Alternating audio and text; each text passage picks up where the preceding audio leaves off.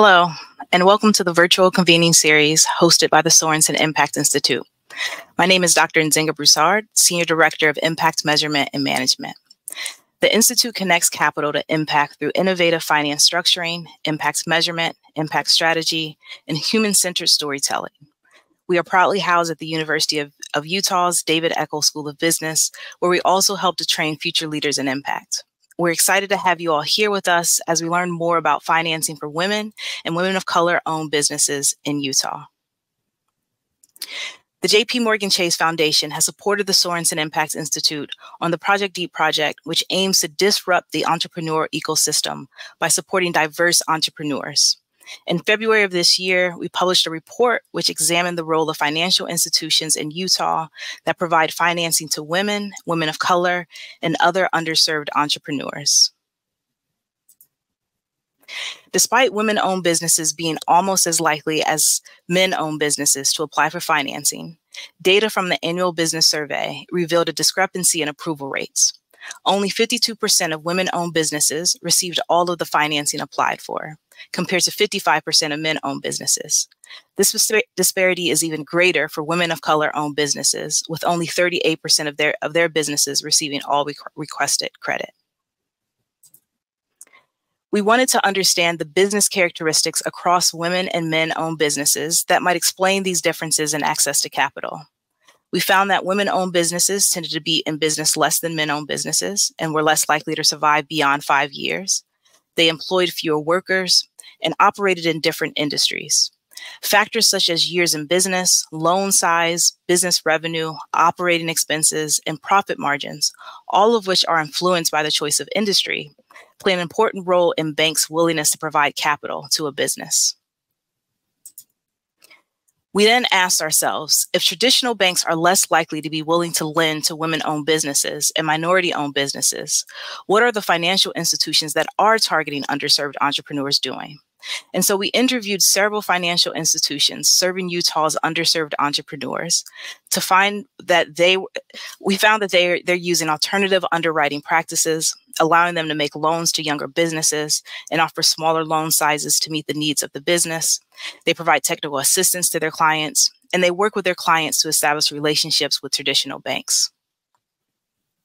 To learn more about how financial institutions are supporting underserved entrepreneurs in the state of Utah, I'm excited to be joined by our moderator, Danny Wright of JPMorgan Private Bank, and panelists Sarah Day of Utah Microloan Fund, Mary Milo Dragovich of MoFi, and McKenzie Bauer of Thread Wallets and Female Founders Only. Thank you all for being here today. Danny, I will hand it over to you to kick off this very important discussion. Thank you, Nzinga. Thank you for having us here today. So we've got a great discussion prepared, and we prepared some questions just with this group, but then we're planning to do Q&A. So I encourage all of those listening to think of your own questions that you'd love to ask during the open Q&A section. So I will kick us off. So I'm Danny Wright. I direct and lead JPMorgan Chase in Utah and Idaho. And so we're one of those more traditional banks that Dr. Nzinga just spoke about. And so I wanted to explore and sort of bring to light some of the other options that are available through non-traditional banking. So before we get started, I have my great friend here, McKenzie Bauer from Thread Wallets and Female Founders Only. And I wanted to start with having a conversation just about the challenges that women and entrepreneurs, minority entrepreneurs face, especially in the state of Utah. And McKenzie, you've been very outspoken about some of the challenges that you've personally experienced and also witnessed others experiencing. So do you mind just expanding on sort of what are the challenges facing us in Utah today? Yes. Well, before I dive into the challenges that we face in Utah as entrepreneurs, I want to take it to like a personal note. We were like preparing for this webinar and there were issues with getting like the technological aspects of it all set up. And then literally as the music was going on, like while people were coming in, my house cleaner is upstairs doing my bathroom and there is a leak in my ceiling and I just noticed water dripping from my ceiling and I was like running into the kitchen to grab a bucket to catch the water before hopping on this. So I guess what I'm saying, gonna like segue into what I want to talk about as a female founder is that just as women in general, we're juggling a lot.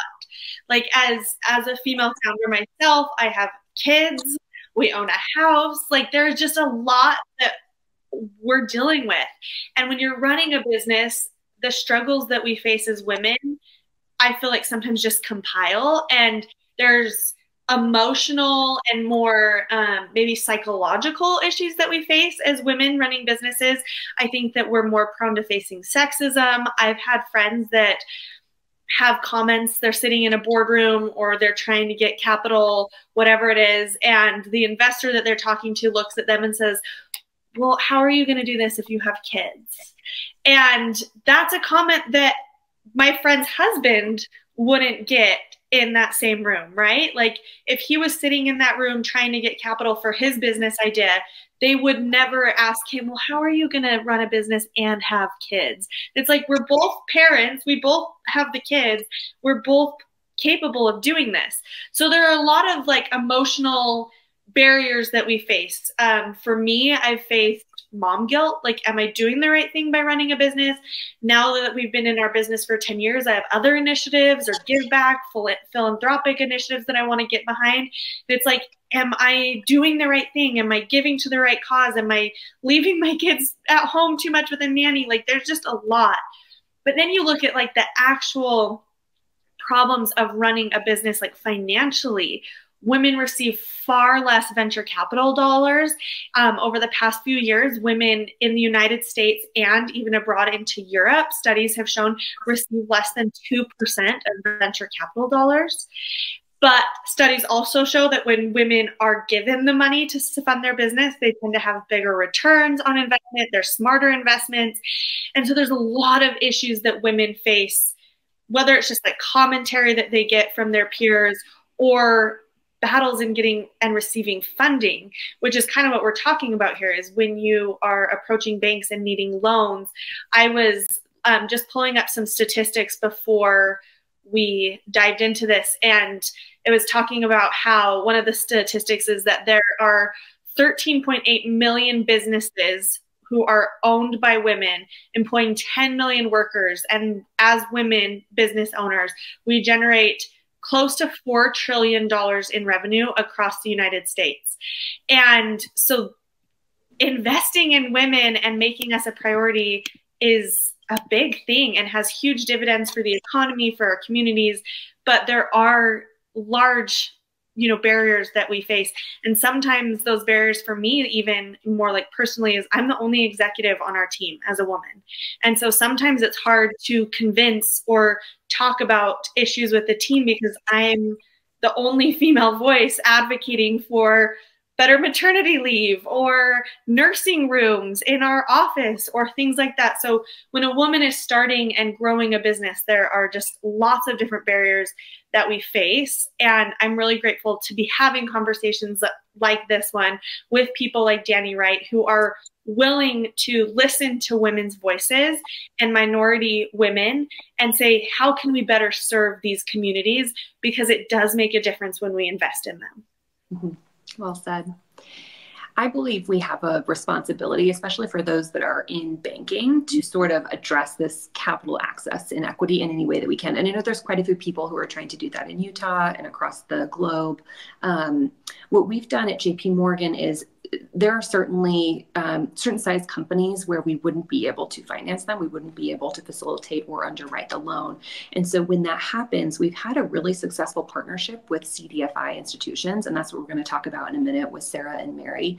But we intentionally invest in those CDFIs. So for example, with Utah Microloans Fund, I think we're supporting the Loan Loss Reserve Fund right here in Utah. And so for us, that's a great way to say, like, we care about the industry as a whole. We care about entrepreneurs and we care about them getting access to capital, especially minority entrepreneurs.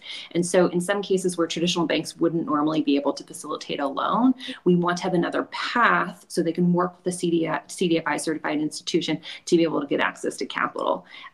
So that's one thing we're going to dive into right now talking about. And so I'm joined here with Sarah Day, who's the program manager at the Utah Microloan Fund. And this is just a wonderful organization that's doing a lot in the state of Utah.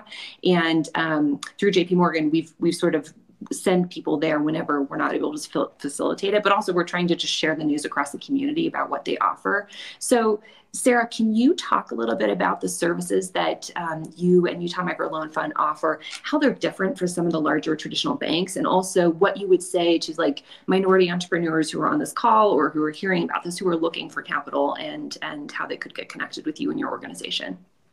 Definitely. And thanks for moderating this and having me today.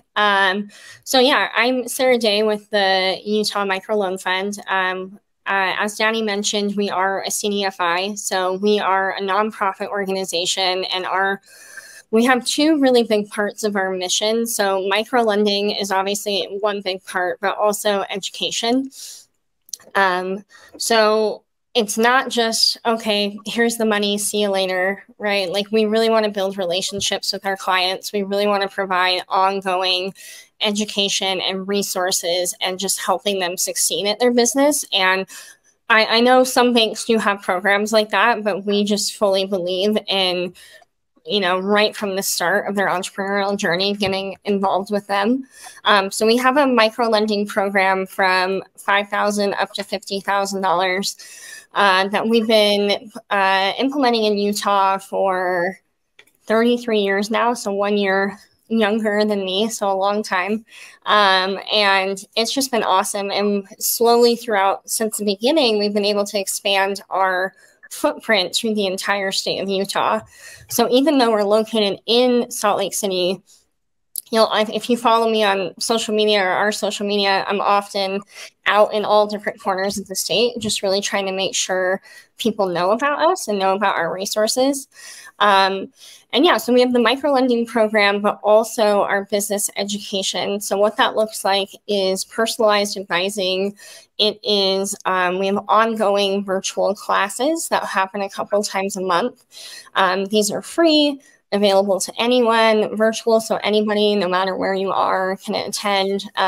We often hire expert consultants to come in and teach on different topics, and those are really great thing that we offer. And then we also have our Banking on Women program, which is an entrepreneurship program specifically for people who identify as women. That is a program that is held in person in Salt Lake City and also virtually for rural areas in Utah, because Utah has a lot of rural counties. We have 29 counties total, only 5 are considered urban. So that's another great thing that we offer. So basically, we're just trying to be along with them for the whole journey and really help them succeed. So thanks. Yeah, that's great. And the educational component of that is really important. I know through Project Deep, so this is sort of the phase 2 of Project Deep where the research report is done, but through the first phase, there's educational courses as well. One of the specific courses is on how to attain funding, do capital raising, if that's something that's applicable to your business, how to apply for a loan and become bankable. And so that ties in really nicely to the content that you and the Utah Microloan Fund are providing as well. Mary, I'm going to turn it over to you. Will you also sort of answer the same question about what you're doing, specifically what helps here in Utah, although I know MoFi is a little bit broader with the territories that you cover? Yeah, good afternoon, everyone. I'm Mary. I'm very excited to be here, to be with just such a group of people excited to look for solutions. So MoFi is the organization I work with, and we are a CDFI. We're a nonprofit that we do business lending. And I like to think I came to work at MoFi without a financial background, but my husband owns his own business. And I like to think that this is kind of the perfect place for that setup. As for a business owner coming in, we do business loans from $1,000 to $1.5 million. We're different than a bank in that we don't do bank accounts and credit cards and those things that a business sees kind of that whole suite of services. And so when I think about how CDFIs like us and Utah Microloan Fund partner with the traditional banks, the banks are still providing a lot of those services that you just need on a logistical, practical level. But sometimes the financing is that piece. So you have your bank accounts, you have your credit card, your debit card, whatever, but then you still just need that financing. And that's where we like to come in, and we like to think we want to know that you know your business. It's okay if you don't know your EBITDA and your all of these like kind of complex financial underwriting terms, or if you don't know what the term underwriting means, that's okay. It means we're just evaluating your loan. And so we want the service we try most to offer is to be a welcoming, accessible front door that anybody, any language, any background can walk through. And you don't have to know, like, I'm applying for an SBA loan or I'm applying for collateralized or uncollateralized. You don't need to know any of that. We will ask the questions. We want to set you up for the best setup with your loan that you can. But we also want you to understand what you're signing up for, because we think that that is a key piece to building the success of your business, because we see ourselves as a stepping stone for the start of what's going to be a long, thriving business. And ultimately, a bank is probably going to be where you can get your financing, but the best way to get there and the fastest way to get there is to understand those pieces that tie into it. So you may be fantastic at designing floral installations, and so we're going to help you with your QuickBooks so that you have QuickBooks that help the bank say, oh yeah, you're so good at this that you're making a lot of money and we want to finance you. Mm-hmm. So we see ourselves as kind of multifaceted in that way. So business loans, but then along with that, we have consulting services that are specialized to what your business needs and what you as a business owner need to continue to kind of be successful and grow that program. We are in the Rocky Mountain Northwest, but Utah is, I think of it as like our front yard. That is one of, we think Utah is so rich with possibility, and that there's a need for options. And so we are just trying as hard as we can to be available and taking part in the Utah Small Business Credit Initiative, that there's been some good publicity about there, along with Utah Microloan Fund and a couple other fantastic organizations in the state. So so that's kind of just the overview of MoFi. We do a lot, but our goal is that you don't have to know what we're doing. You just need to know that you're looking for financing, and then we can help you navigate from there. But it's okay if you don't know exactly the right questions to ask. That's fine. We'll walk through all of it. So I think that's the biggest service we offer, is an accessible entry point into discussing what the options are. Yeah, you're an entry point into the funnel of near-term capital, long-term capital, and also, to your point around the consulting services, really helping companies get to the point where they become bankable as they grow. They're doing all the right things so they can get loans at a later point, whenever that makes sense. So I like thinking about not just the financing piece, but almost like the partnership that's important as these companies grow. One thing I wanted to highlight that that Mary mentioned was the it's US BCI, but it's the Utah Small Businesses through the Utah Governor's Office of Economic Opportunity, the credit initiative that they're running. And I think that's a great resource if it makes sense for you and your business. And so that's, as you'll probably notice from this call, all these organizations are trying to work together to address this issue. And so the nice part about meeting someone like Mary, or someone with MoFi, or someone like Sarah Day with Utah Microloan Fund, is typically they know of the other resources that exist within the state. And so not only do you get kind of the consulting and the help along the way, but also if it makes sense for you and your company to look at some of these other, like the Small Business Credit Initiative, or some of the grants that are available in the state. I know, for example, the World Trade Center has done a number of grants for small business owners that could be interesting for you. They're sort of resource experts that can help point you in the right direction. And so I think that's an important thing to call out. I wanted to go back to McKenzie for a second and ask you just about your own personal experience. I mean, in terms of like securing capital, working with some of these alternative organizations, what has your experience been like, especially here in Utah, being a co-founder? Sorry, I had to unmute myself. First, I want to say that I love that you just pointed about how collaborative this is, that we're all just wanting to like work together to solve this issue. I think that's like one of the greatest things about Utah, is that we're the beehive state. Like, we're so collaborative, and we see a problem, and all of us here know, and I'm sure many of you who are on the call have heard how Utah's been ranked dead last for women's equality. So many of us see, and that's been 5 years in a row, so many of us see this issue and we're like, okay, this can't happen anymore. What are we going to do to solve it? And no one's really like what's like hoarding the secret to it. It's like, I want to help other people. And speaking of helping, I am not the most knowledgeable when it comes to financing and things like that. We have people on our team that are handling all those things. So I sat down with our CFO and asked him some of these questions so that I could give better advice and feedback based on the questions that I was receiving, or the kind of the feedback or the questions that were proposed for this conversation. So I just kind of want to read some of these bullet points from my brother. It's my brother who's our CFO. Yay for family-run businesses. The idea or the concept, or I guess the balance between bigger banks, non-traditional banks, what's the pros, what's the cons. Thread hasn't taken any venture capital money. So everything that we've made has been just reinvested back into the business. But we've had to secure loans multiple times for a building that we just bought. We've had to secure loans in like more economic downtimes. Right now we're going through a little bit of a downtime. Online business is really hard right now. It's becoming more competitive. So we haven't been as profitable as we'd like to. So we've had to secure some loans to help us reinvest that back into inventory to keep the business moving, because we haven't taken any outside capital. So as I talked to my CFO about this, this is kind of the feedback that he gave and what's been important part of our journey. When you're investing or when you're working with a larger bank, someone like JPMorgan Chase, and we've been a client of theirs, we've used them before for our loans. He said that they are amazing in terms of their platforms. The platforms that they use and give to their clients are second to none. They are very like customer centric, and they've spent a lot of time and money in developing out platforms that really help their clients, their customers, and they're super functional to use. So that's the benefit of going with a larger bank, receiving financing from them.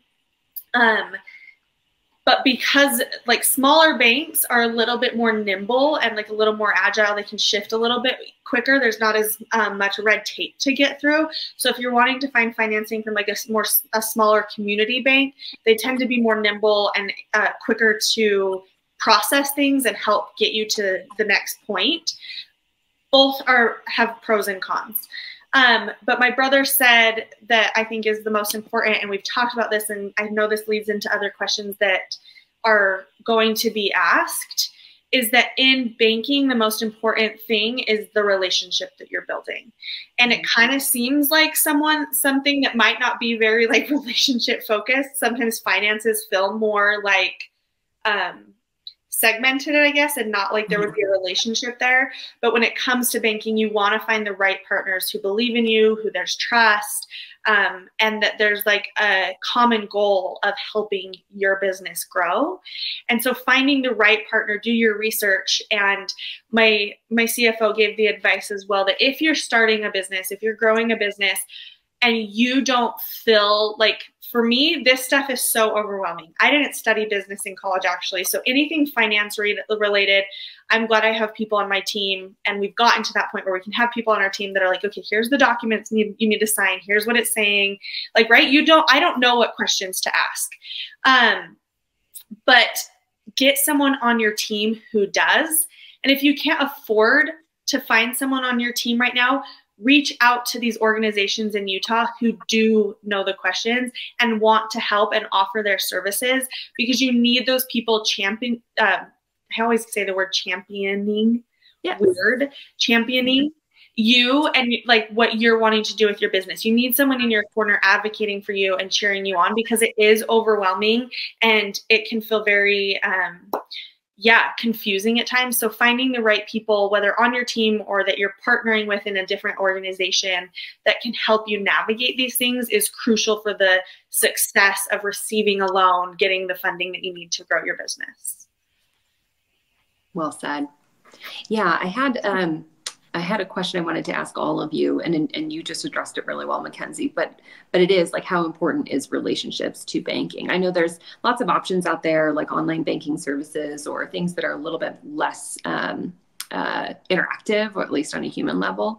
But at least from what the study shows, relationships really do matter in this. And so anyways, Sarah and let's go Sarah first and then Mary second. Can you just talk about some of the relationships that you develop with entrepreneurs and with their companies and why that matters?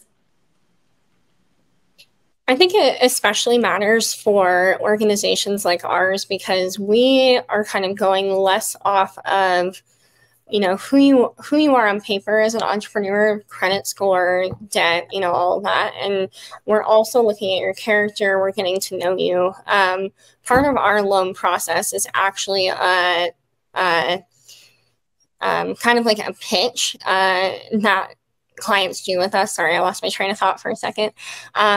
Part of our process is getting to know the client and having them present to us. It's very chill, though. It's not like Shark Tank.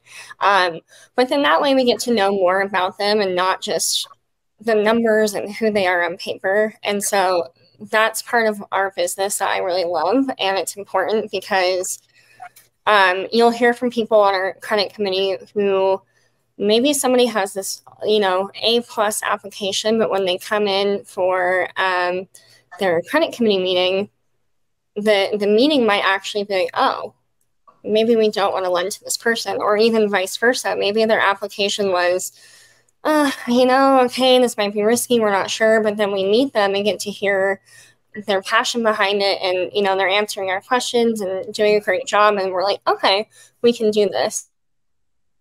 Relationships are in that way, and I would also say we can also be, if you're, especially COVID, we had a lot of businesses who couldn't make payments or were struggling, or even now with inflation.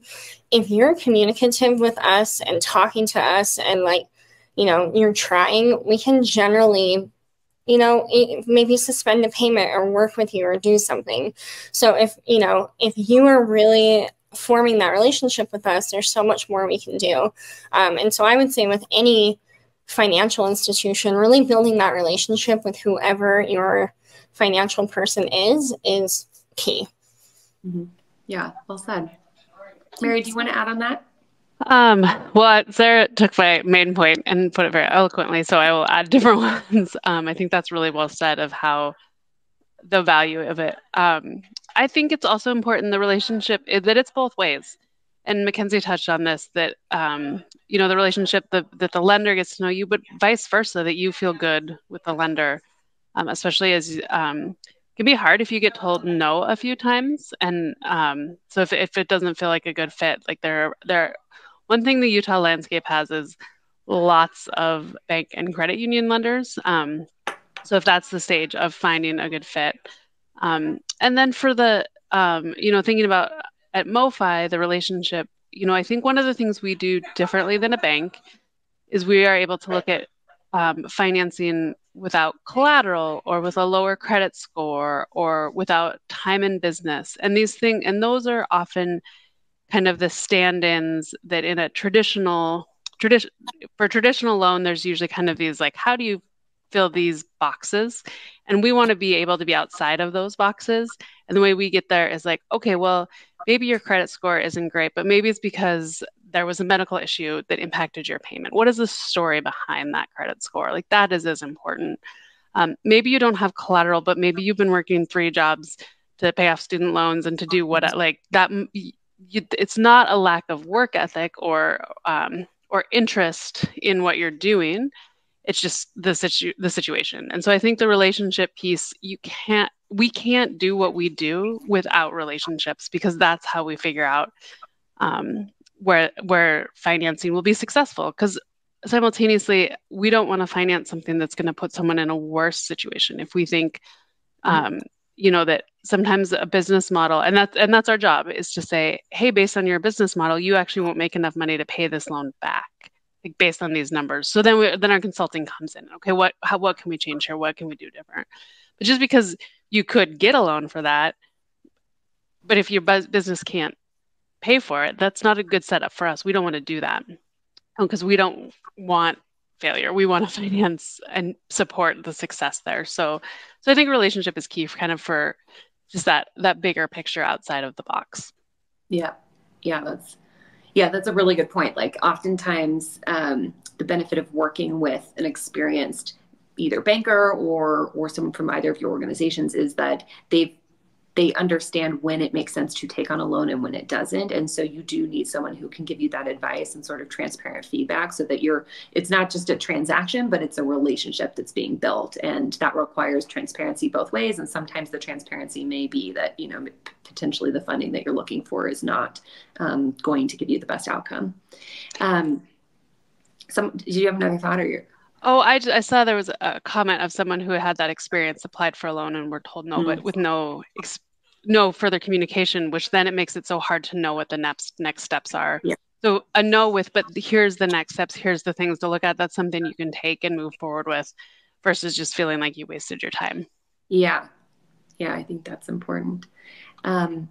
Something we've done at JPMorgan, in case this is helpful to share with any entrepreneurs out there, is we've started this group. It's been around for a little while, but we're really ramping it up within the past 24 months. We call it startup banking. And so that part of the business, it aims to provide startup businesses with like basic services that you would need at an early stage, like payments, cash management, and loans.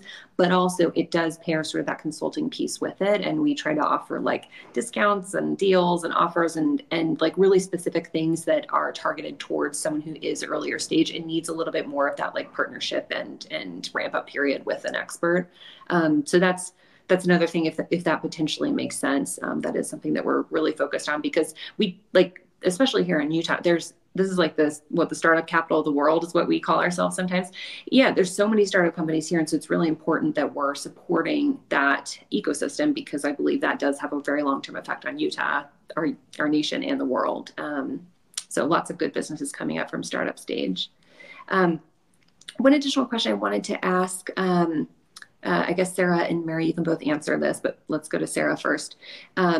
How do you measure a successful partnership? So we've talked about the fact that this is a relationship. It goes both ways. It's important to have transparency. But can you just talk about like, how do you know if it's working for both you, and how should an entrepreneur know if it's working?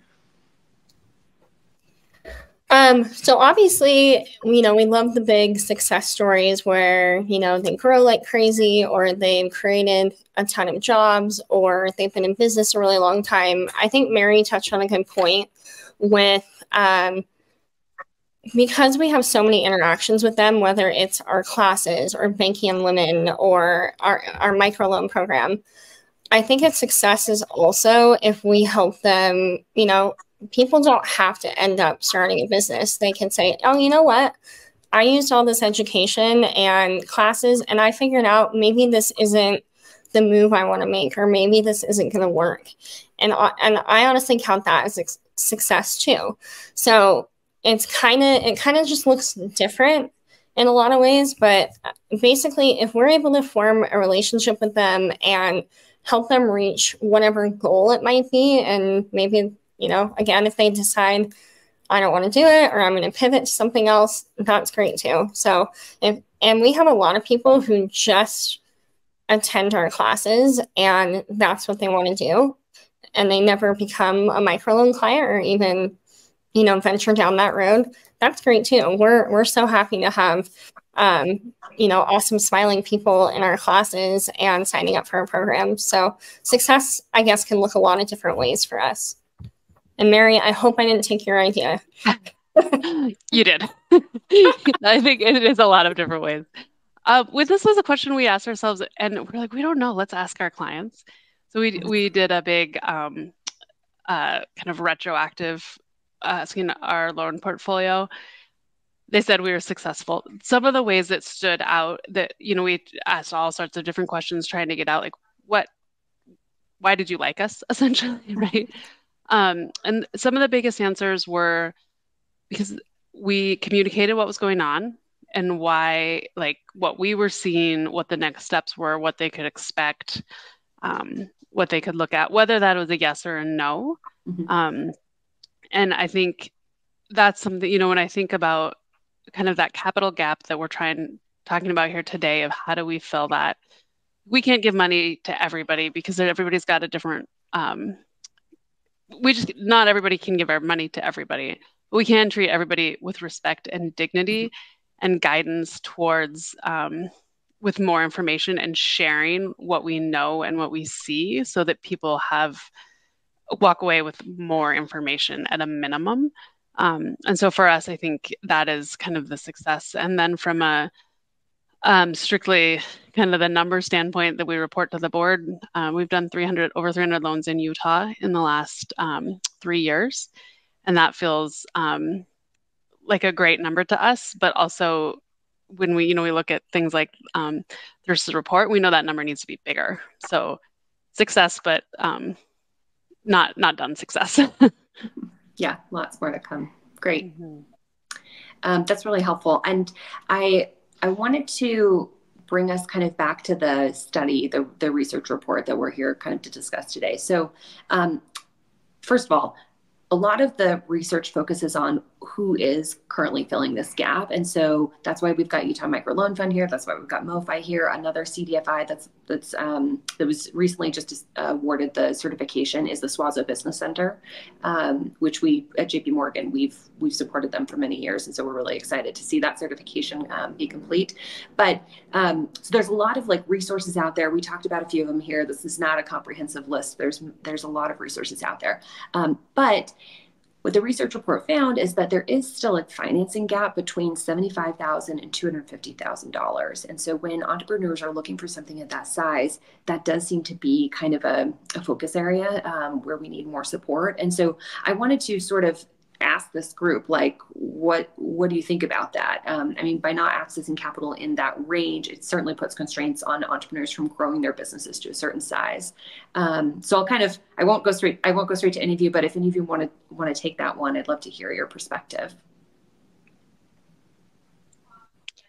Yeah, I can. This is a question we ask often because that is our bread and butter is loans of that size. Mm-hmm. So then the next step is how do we make sure people know we're there? Mm-hmm. I think, kind of the common traditional storybook route is you need financing. So you see a bank sign and you walk into that bank and the bank gives you funds. So I know a common model that I think, especially with CDFIs in Utah, is that if the bank is going to say no, we want them to know that these other options are out there so that they can come to us. But then I think it's the question of, well, what's happening to those entrepreneurs who aren't walking into those banks and talking to someone who can send them to the other options? Where are those folks going? And I think that's a little bit of a unique marketplace in Utah because there is so much online banking accessibility and so many of those banks are headquartered in Utah. And so there's a lot of noise in the system when it comes down to it of options out there. And it can be hard to look different than some of the other ones versus the like easy money, but like slightly harder money, but better in the long run comes with these extra services. Like how do we differentiate? And I think the thing we always come back to is that business owner to business owner is kind of the best way that word is spread and being in the communities. So for us, it's really been increasing our presence amongst entrepreneur kind of communities and incubators and just where are people gathering that are talking about things that we want them to know we're here. They don't have to choose, but to know that those options are out there. But I think that is kind of that is certainly our number one, how do we do that is always our question. Because if people aren't finding us, then we're not doing it well. Mm-hmm. Mm-hmm.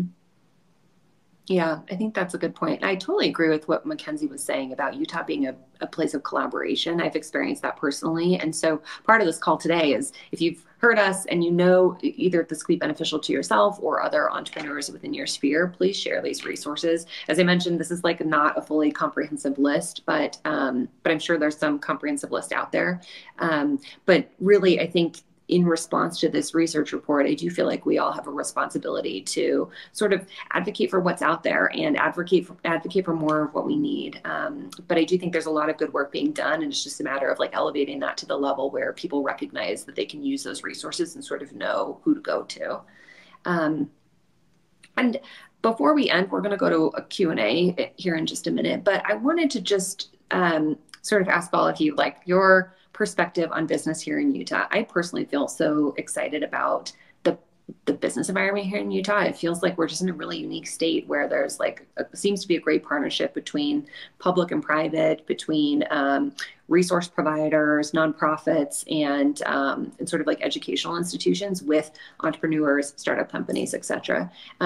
So would love to just hear from all of you, like, why are you focused on Utah? What excites you about it? And what do you hope to see in the future? Yeah, I'll start here. I love running a business in Utah. There's obviously some challenges that we face. I saw in the question, someone was like, are these Utah specific issues, or is this like a broader national issue? And it's both. Like, I think that there's some issues that Utah faces because of cultural norms and things like that that might not be as prominent in other states, but these are like countrywide, nationwide, worldwide issues that we're looking at. But the problems are big, but I think the people in Utah are as good as they come. And there's such a spirit of entrepreneurship, but the spirit goes beyond just like starting something and growing something. It's like, I want, Sid Tetro has said, if you are lucky enough to have a seat at the table, pull up a seat for someone else. And I feel like that encapsulates the entrepreneurial experience that I have felt here in Utah, is that there's other people who have done it before me. And if they pull up a chair for me. So many of the connections that we've made or the insights that have been shared with us have come from this network of introducing done by somebody else. I think Mary was the one that mentioned that, like entrepreneur to entrepreneur being like, hey, this worked for us. Look for this. Like when we all, I love, I'm kind of getting ahead of myself with my excitement, but I think the spirit of collaboration is really strong here. And that is more important to most entrepreneurs in Utah compared to competition. Like, I think obviously we want to see our businesses grow and succeed. And there's that competitive nature that comes with entrepreneurship. But I think we recognize in Utah that when one person rises, we all rise. Mm-hmm. And you can see that with companies like Qualtrics, with Ryan Smith, and these companies that have had these big exits. Like when they're succeeding, then that lifts every other community in Utah and has done so much good. And I think the more women that we can get starting businesses and having successful exits and growing their companies, then that just opens the door for more. Women tend to be more generous with the money that they've made, things like that. And so it's like, if the more that we can get women open these doors, pull up seats at the table for more women, the better the entrepreneurial spirit is going to be. But I've loved starting our business here. I've felt very supported. There have been so many people that are willing to give advice and meet for free and just offer the tools. They're like, I mean, Danny and their whole team at Chase, like, have had many conversations with them where it's like, we have been a client, but before that, or even other people are like, we don't even care if you sign with us or come with us or whatever. Like, we just want to help. Like, we just want you to succeed. And I feel that that's very genuine here in Utah. Yeah, that's great. Sarah, Mary, anything you want to share about your experiences? Mary, did you want to go first, or do you want me? I'm just going to defer to what McKenzie said. I think that is such a wonderful summation. Yeah, and I'll say, like, McKenzie, I agree on the competition part. Like, I feel like so many people are willing to collaborate. Like, even MoFi, technically us and MoFi are competitors, but we've been collaborating for years now and referring people back and forth and doing events together. So I love that spirit here. And I would say, and I also love Utah. I think there's more resources out there than you could probably even take advantage of. There's so many. And so I would say just get connected with organizations like any of ours, or Women's Business Center, or Small Business Development Centers. There's a lot of people out there who are trying to kind of collect all of the information and resources and like put it all in one place for you. So even if you maybe don't know about all of them, getting in touch with even one of these organizations can probably lead you to 5 more. And my advice is always to, either follow these organizations on social media or, subscribe to their newsletters. To toot my own horn, our newsletter's pretty good. I collect a lot of the resources, events, all that, but there's so much out there. It's just finding it and taking advantage of it. Yeah, well said. Yeah, I feel like this is the part of the webcast where I say, like, click to subscribe. But yeah, I think if you've been on this call, I think really important to follow these organizations. So we've got Utah Microloan Fund, we've got MoFi, I mean, Thread Wallets we're obsessed with, so follow McKenzie and Thread Wallets.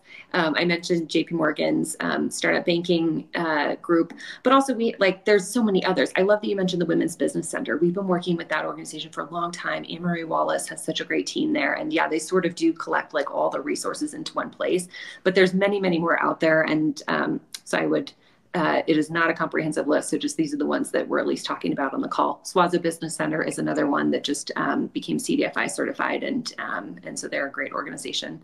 So anyways, lots of resources. But I like the idea of just like subscribing, like getting involved, adding them on LinkedIn, getting to know them, because to Sarah's point, I think there are a lot of good resources and opportunities and grants and consultants and programs. And so getting sort of all of that into a funnel where you can digest it and understand what's relevant to you and your business, I think is part of the game.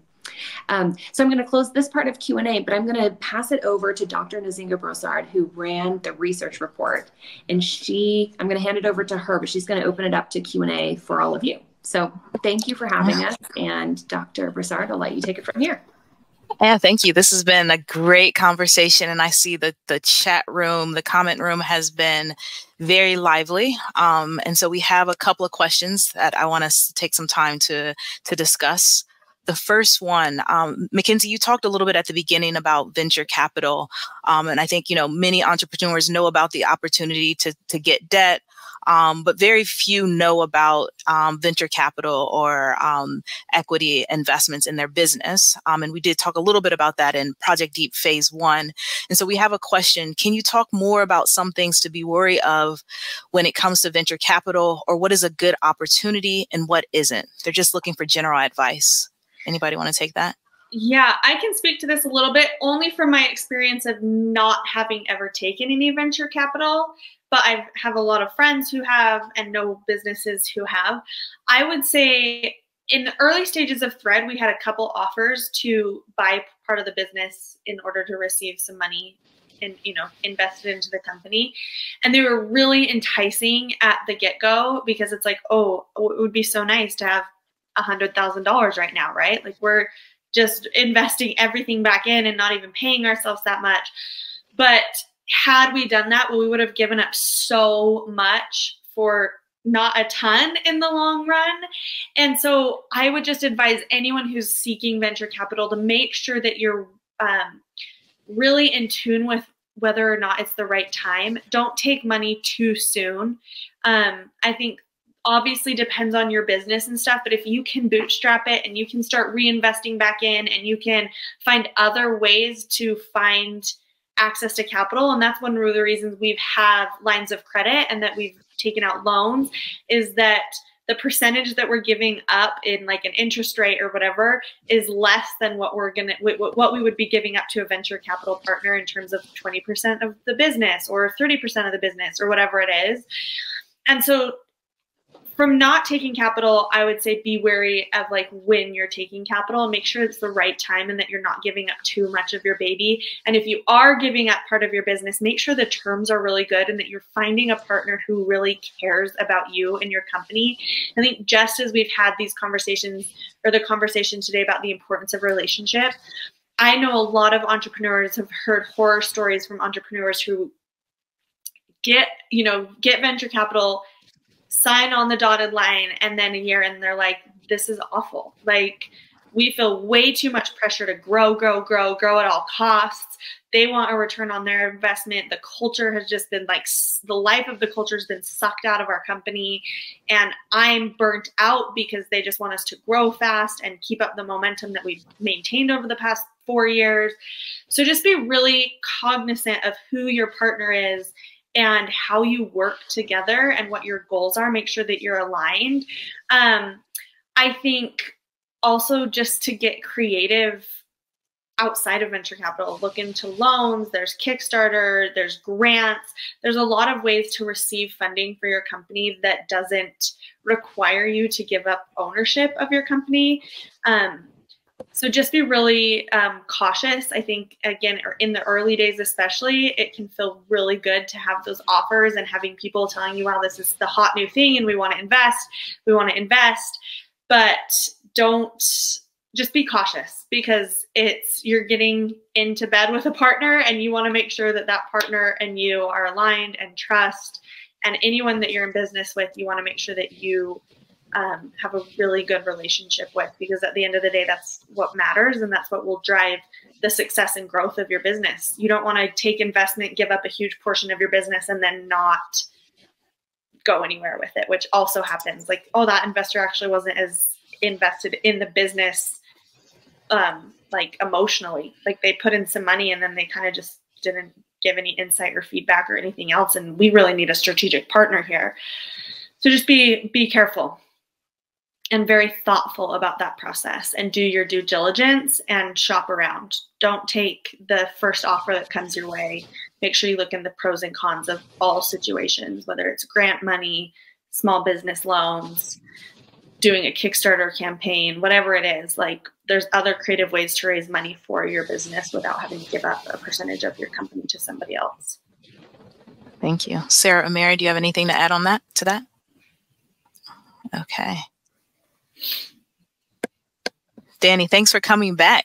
We want you to be part of the Q&A, so I'm pretty sure we would also like to hear JPMorgan Chase's perspective with some of these questions. And we have our next question, which is asked about whether the problem that exists in terms of access to capital is a lack of funding available for underserved entrepreneurs, or more a lack of the right varieties of capital available. So is it the total amount that needs to go up, or is it a wider variety of vehicles that we need?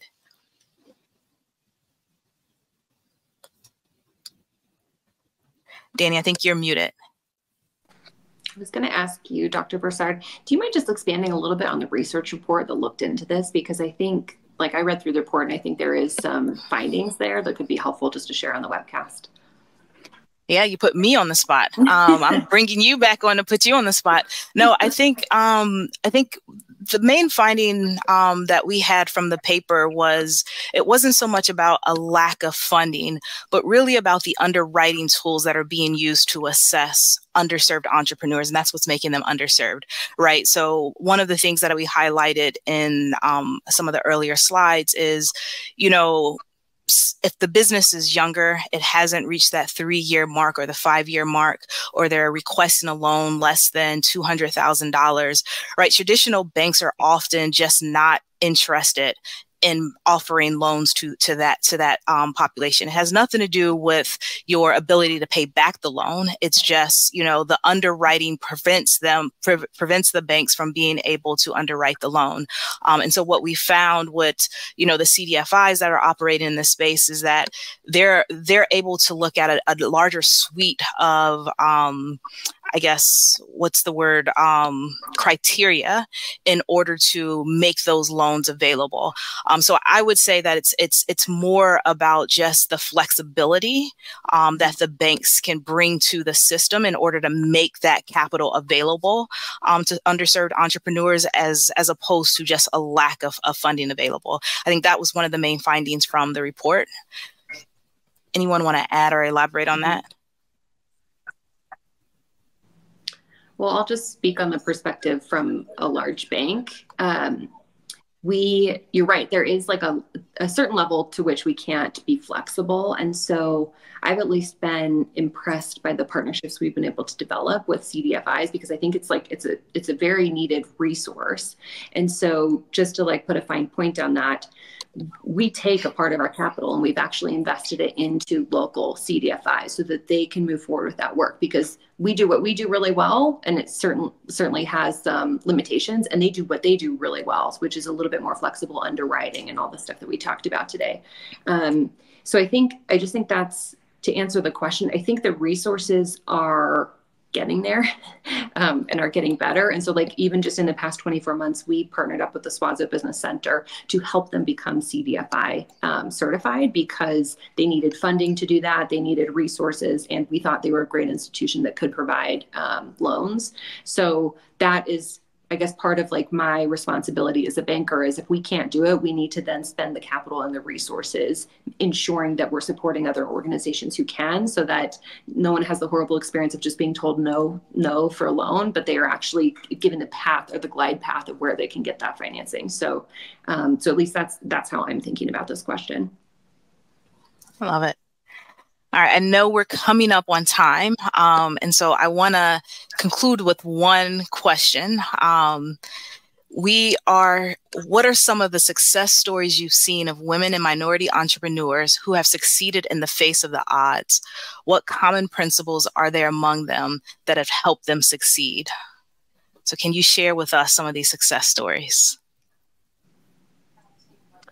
One that pops to mind for me was a woman that wanted to start a restaurant, but didn't have, she was a single mom, and didn't have the kind of traditional things to start it. And ultimately she ended up starting a food truck because it was a smaller amount to start with. And the thing she had, which I think is unfortunately necessary in the financing world, but is unavoidable in the business owner world, was just tenacity in pursuing what she wanted. I wish it was easier to get financing, that you didn't have to go from place to place to place.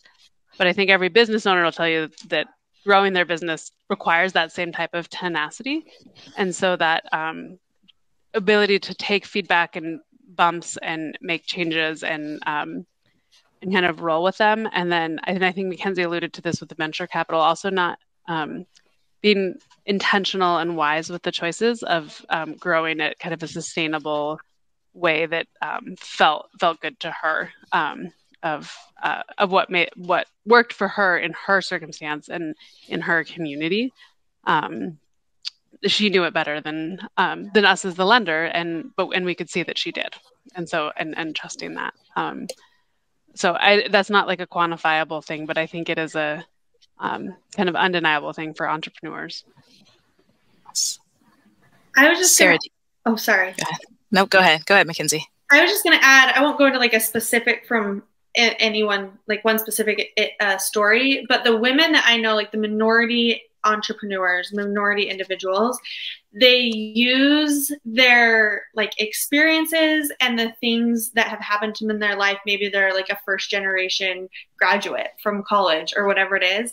They use those as reasons to start their business and reasons to get going and like things that fuel them and not excuses. I think that there can be